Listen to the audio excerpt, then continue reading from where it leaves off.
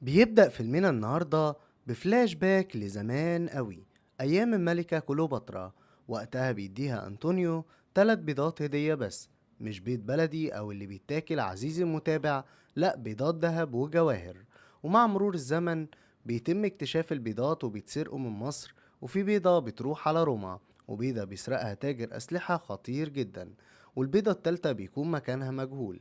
وبنرجع لوقتنا الحاضر، وأول بيضة بتتسرق من مجرم مطلوب دوليا واسمه نولان، وبيستبدلها بواحدة تانية مزيفة وبيسيبها في المتحف.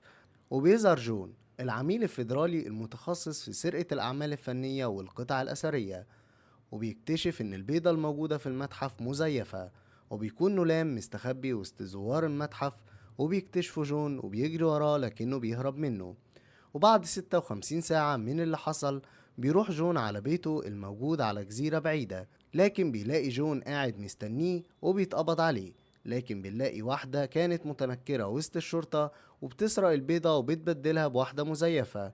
وكمان بتيجي المحققة داس، ودي بتكون شغالة في الانتربول، وبتتهم جون بسرقة البيضة لأنهم لقوا في حسابه 7 مليون دولار اتضافوا وقت سرقة البيضة. وبيتقبض على جون وبيتحط في نفس الزنزانة مع نولان، والدنيا بتهدى بين جون ونولان شوية. وبما ان الاتنين محبوسين مع بعض، نولان بيفضفض لجون بحاجتين مهمين قوي.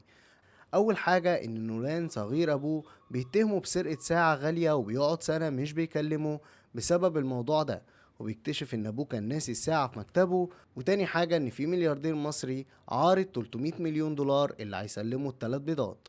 وبعد كده الحراس بياخدوهم وبيقابلوا البنت اللي سرقت البيضة منهم، وبنعرف انها كمان هي اللي حطت ال7 مليون دولار في حساب جون عشان يتحبس وتخلص منه. وبتطلب معلومات من نولان عن مكان البيضة التالتة، لأن بيكون معاه تسجيل من نولان بيقول فيه إن يعرف مكان البيضة التالتة. لكن نولان بيرفض يديها أي معلومات، وبتقوله براحتك خليك قاعد هنا في السجن. وبعد كده بيقدر نولان وجون يهربوا من السجن، وبيخططوا إنهم يسرقوا البيضة من تاجر السلاح. وبتبقى الخطة إنهم يروحوا قصر تاجر السلاح في يوم هيكون عامل فيه حفلة تنكرية، وهيكون نولان عامل فيها ويتر، وإن جون هيكون متنكر كواحد من الضيوف، وإنهم يستغلوا ال45 ثانية بتاعة تبديل الحراس ويسرقوا البيضة.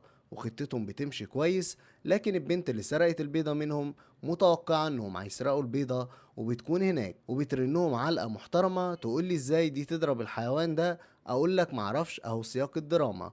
وبتقول لتاجر السلاح اللي بيعمل حسابه وبيكتف جون ونولان عشان يعرف منهم مكان البيضة التالتة.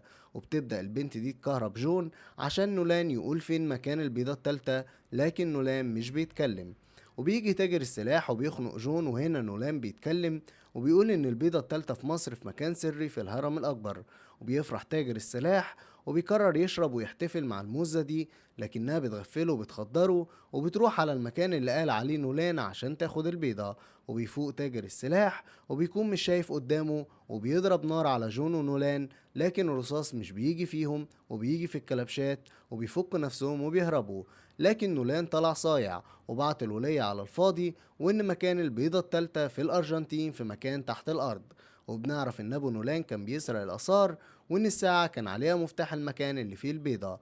وبيروحوا المكان اللي موجود فيه البيضة وبيلاقوا المكان متروس آثار وعربيات قديمة جدا وغالية. لكن الولية بتطلع أصيع من نولان وما كانتش صدقته لما قال إن مكان البيضة في مصر، وبتراقبهم لحد ما بتوصل لمكان البيضة الحقيقية. لكن الشرطة بتوصل وبتضرب عليهم نار، وعشان كده بيضطر جون ونولان والعسل دي انهم يتحدوا مع بعض عشان يقدروا يهربوا من الشرطة. وبعد شوية مطاردات كويسة بيقدروا يهربوا من الشرطة بسلام، وبيكون نولان وجون معاهم البيضة. وبيقعد نولان يتريق على البت الغلبانة وان شكلها بقى وحش، لكن الحقيقة ان نولان هو اللي اتغفل. وبنعرف ان جون كان نصاب زيه بالظبط، ان العسل دي تبقى الحتة بتاعته، وإن كل اللي حصل كان من تخطيطهم عشان يقدروا يوصلوا لمكان البيضة التالتة عن طريق نولان. وبيطلع نولان هو اللي اتبقلش، وبيربطوا نولان في شجرة وبيخلعوا.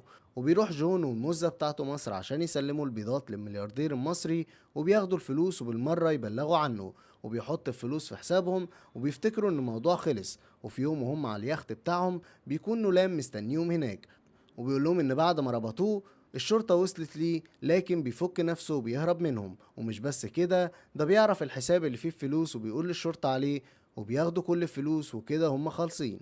وبيقول لهم ان في عملية سرقة محتاجة 3 اشخاص جايين ولا ايه، وبيوافقوا طبعا وبيروحوا معاه. والتلاتة بتتحط اسمائهم على النشرة الحمراء الخاصة بالمجرمين الدوليين، والفيلم بيخلص على كده.